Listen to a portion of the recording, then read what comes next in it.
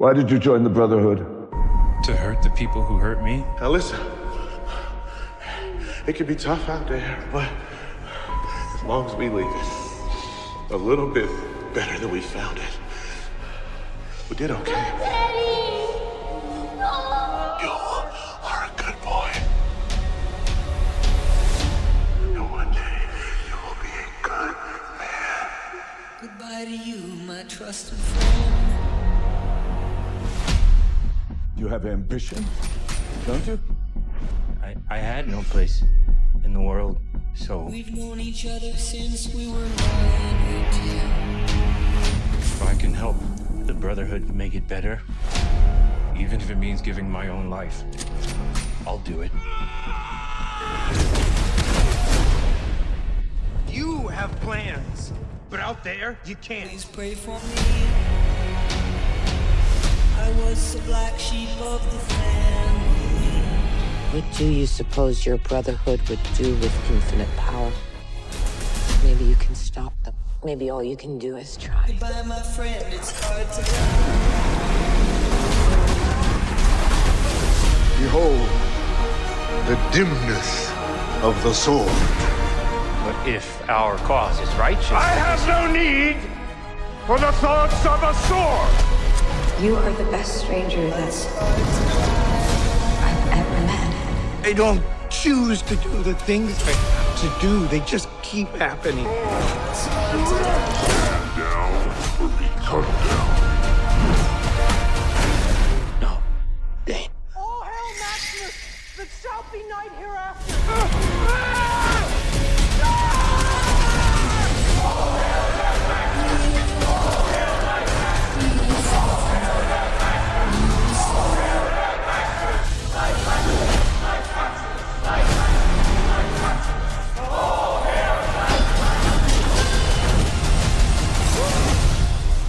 it is a knight's duty to better this fallen world.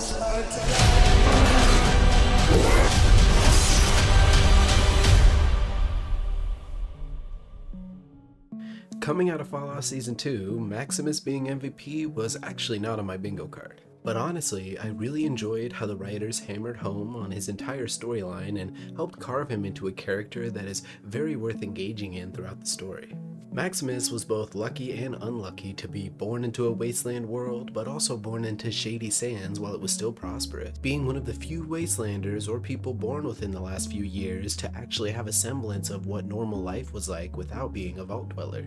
Of course, his luck ran out when Hank decided to mail an entire atomic bomb over to his community. Speaking of which, wherever he found that bomb, could there potentially be more? You then have his upbringing within the Brotherhood of Steel. These hardened soldiers helped train Maximus how to fight and how to take a hit, which are two characteristics he's known for throughout the show, being in constant hand-to-hand battles, but also bigger battles in power armor. With another trait of his being that of an idiot savant, never fully planning things out and just sort of trying to do the best thing that he can given the circumstances he's met with. And honestly, in a wild wasteland like this one, that's sort of the best way to go about things. You could be an entire governmental power with all the resources you need at your disposal and still fail your plan that was potentially in the making for over 200 years. You can also be one of the smartest people on Earth and someone who can create an entire empire all on his own and is sort of a psychohistorian in being able to predict the future using mathematical calculations and societal behaviors. Yet even when the person with the closest thing you can think of to foresight seems to fail their own plans, you have to just hang up the hat and just try your best with whatever circumstances you're presented with. There's just far too many variables and people with capabilities to access resources or powers that render whatever plans you have potentially useless. And while he's right not to make any plans, he's kinda wrong to take action so quickly sometimes. Part of a idiot savant's nature is to sort of mainly focus on action and not really think too far ahead of the consequences, with one example being his potentially biggest mistake in freeing Hank without questioning. Hank, who whatever he's planning with the Enclave and whatever he set into motion at the end of season 2, could prove to be a very regrettable decision on Max's part. Still, despite freeing Hank and just getting knocked out right away, he did sort of fail upwards when everybody assumed that he was the one to kill Moldaver, mainly because of Dane, but either way, that did boost his status upwards to Knight, allowing him to not only earn respect amongst most of the brothers, but also take things a little more seriously and be in the position he needed to be to potentially take Cold Fusion back from the Brotherhood. The Brotherhood almost became unified once more, but it seems the only ones who are likely to be able to even do so would be the Commonwealth. Maybe this is potentially because they're led by soldiers as opposed to Quintus and the clerics. Or maybe it's because, like some have theorized, the Brotherhood and the Commonwealth have already lost and are currently being controlled by the Institute. Either way, within the Brotherhood, Max tried to belong, but it's very obvious with his morals and his line of thinking, he really just didn't. With Quintus taking advantage of Max's orphan background and treating him like a son, knowing that that is likely something Max misses a lot in that of his father. Quintus abusing the fact that Max was an orphan and manipulating him into being a loyal soldier. With Maximus sort of seeing him like a father figure and even finding it hard to kill the man who is very likely a very evil person. Someone who is very ready to send Max into very dangerous situations and even watch him die right in front of them. But still, the way Max saw it, he was looking for a world of structure or stability, or at least the means to bring that kind of world back. And the Brotherhood, and their ideology behind being a knight, is sort of what Max was looking for in some regards. Ignoring their extremely aggressive behavior and their natural xenophobic nature, you also see how far the Brotherhood has really fallen, with a lot of them being goofballs who should not be in a suit of power armor. This is more raider behavior and less militant behavior, which we've seen with a lot of the Brotherhood, but perchance is indicative of where they're at now over time. When you have so many chapters with so many different types of cultures, you're eventually going to have things spread so thin that it's just different groups of people in power armor. See, unlike the universe of Warhammer 40k, where you have a similarity in people armoring themselves in giant bulky space armor and becoming different chapters of soldiers that unite under one banner, in the Brotherhood, they really don't have a unifying leader for them all, except for maybe the Commonwealth, versus in Warhammer, there's the idea of the Emperor of all mankind, someone to fight for that has proven and shown evidence to have mystical and heavenly powers. Point being, with these chapters, everyone just needs to believe in someone greater than themselves, with the Brotherhood originally starting off of the heroic nature of Roger Maxon and everything he did when he found out FEV existed. And while throughout Fallout's history, there's always been some to take up the mantle and represent what should be a leader of the Brotherhood, like Arthur Maxon, or maybe even where we're seeing Maximus now, Maximus just isn't quite there yet to be able to rein everybody all together. And it also seems he's leaning more towards joining the NCR by the end of season 2.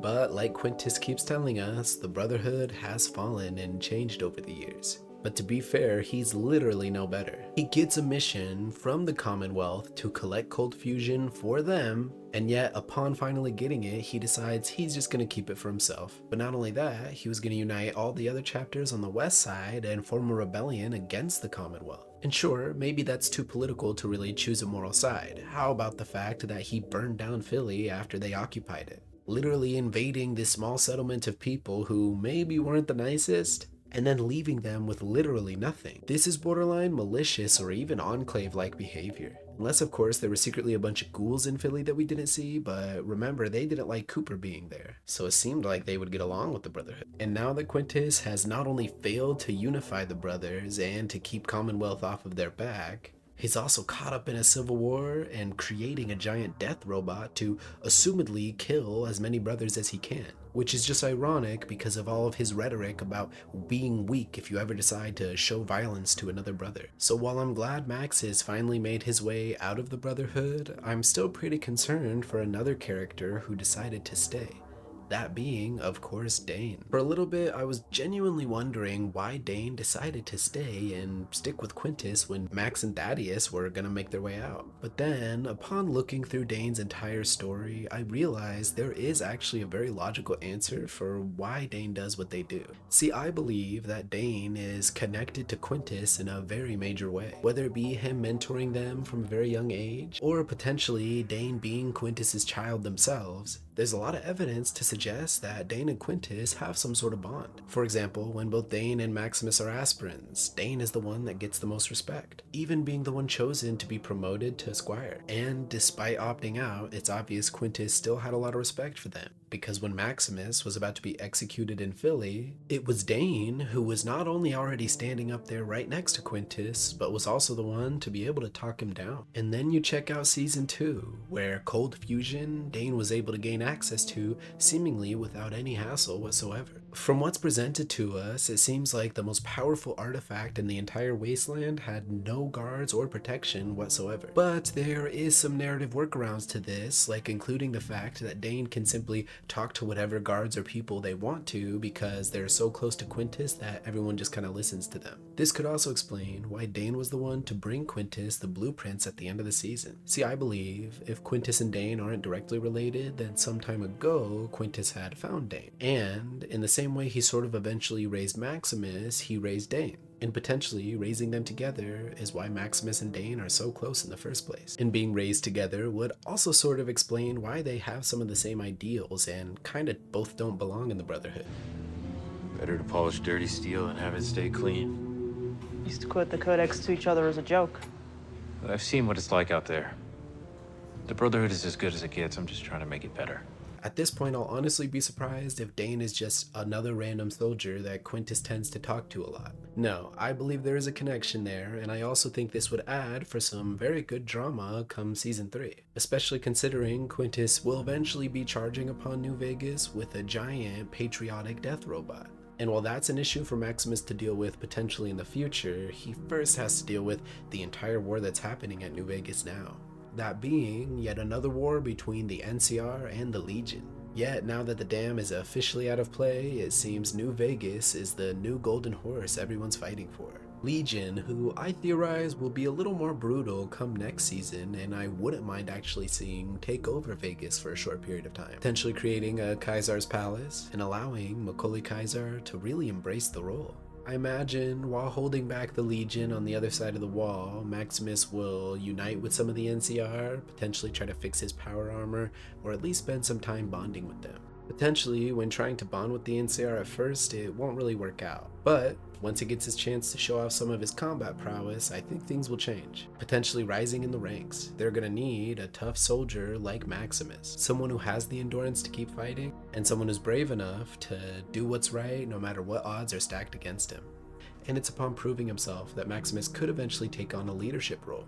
See, while Lucy and the Ghouls characters are very tethered to the show's narrative, Maximus is one of the few characters who could actually go down amongst Fallout's history even in the games, as it's stories like his and Arthur Maxon's and Roger Maxon's that end up being the inspiration for so many down the line. And it's not like it's gonna be a complete uphill hero's journey either. With the Brotherhood of Steel's potential return, with Max struggling to fit in with the NCR, and with Max facing the potential consequences of the day he freed Hank at the observatory. Which, whatever Hank's final moves were in sending those chips out into the wasteland, likely will be something that Maximus regrets. Despite the fact that it's really Hank who deserves the consequences here, but he just gets to live happily as a senile old man. But not only that, I am 99% sure he also has a contingency plan in place to be able to get his memories back, despite him claiming it can't be done. Still, while he is a senile old man, I imagine Maximus won't be too comfortable hanging out with him too often, which may build a contrast to Lucy, who will feel obligated to take care of him in his vulnerable state. This tension could even drive a wedge between both Maximus and Lucy, meaning Hank's path of destruction and destroying families continues even after he gets lobotomized. But I can definitely say I'm excited to see where the story will take Maximus in season 3. Was not expecting him to dethrone Lucy as my favorite character, but it was a pleasant surprise. I don't just like Max because he's a hero or a Jon Snow archetype. I like him because he has a lot of flaws, because he's not the smartest individual, but because he gets caught up in these moral dilemmas and always tries to choose the right thing, no matter how many times he's knocked down. And sometimes that doesn't always work out for him, like when trying to leave the Brotherhood, which will surely lead to a future confrontation with Quintus, who'll be going to take Cold Fusion back, leading the Brotherhood of Steel. Brothers, we exist for moments such as these. We once ruled the wasteland. The Brotherhood began as an act of rebellion. We will take power. The Brotherhood has lost its way. Brotherhood has become scattered, broken into dozens of rival chapters, but now we have the strength to unify them under one banner here, with the mightiest arsenal in history at our disposal. And with it, we will start a new Brotherhood. Go forth with honor! And may the shape of the future be cut by your sword!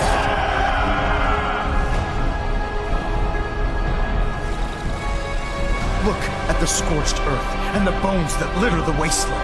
Millions, perhaps even billions, died because science outpaced man's restraint.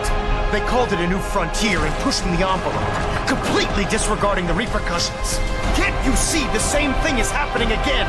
You're a single bomb in an arsenal of thousands, preparing to lay waste to what's left of mankind.